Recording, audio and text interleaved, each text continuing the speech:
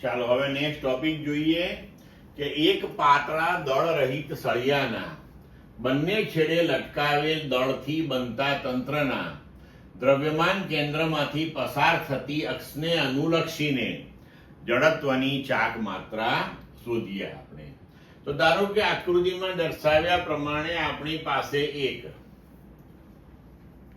દળ રહિત સળિયાના બંને છેડે બરોબર સૂક્ષ્મ દળ લગાડેલા હોય તેવું એક તંત્ર છે કે જેની લંબાઈ આપણે L લઈએ, એટલે કે સળિયાની લંબાઈ આપણે L લઈએ.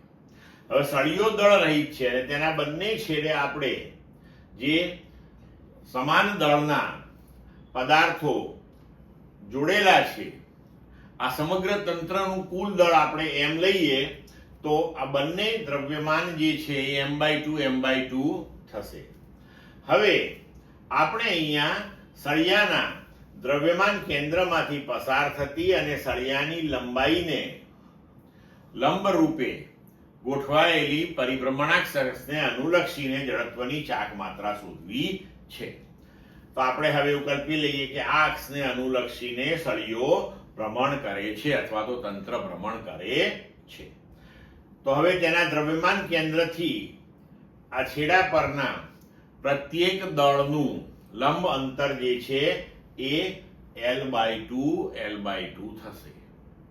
હવે બંને દળ જે છે તેની જડત્વની ચાક માત્રા લઈ અને તેનો સરવાળો કરીએ તો સમગ્ર તંત્રની જડત્વની ચાક માત્રા મળે. હવે બિંદુવત દળ જે છે તેની જડત્વની ચાક માત્રા બરાબર તેનું દ્રવ્યમાન ગુણ્યા પરિભ્રમણાક્ષથી તેના લંબ અંતરનો વર્ગ. તો હવે આપણે આ પ્રત્યેક નાના દળની જડત્વની ચાક માત્રા લખી શકીએ. તેનું દળ ગુણ્યા લંબ અંતરનો વર્ગ એટલે m/2 ગુણ્યા L/2 નો વર્ગ. આવા બે સૂક્ષ્મ દળો છે અહીંયા આપણી પાસે, બરોબર.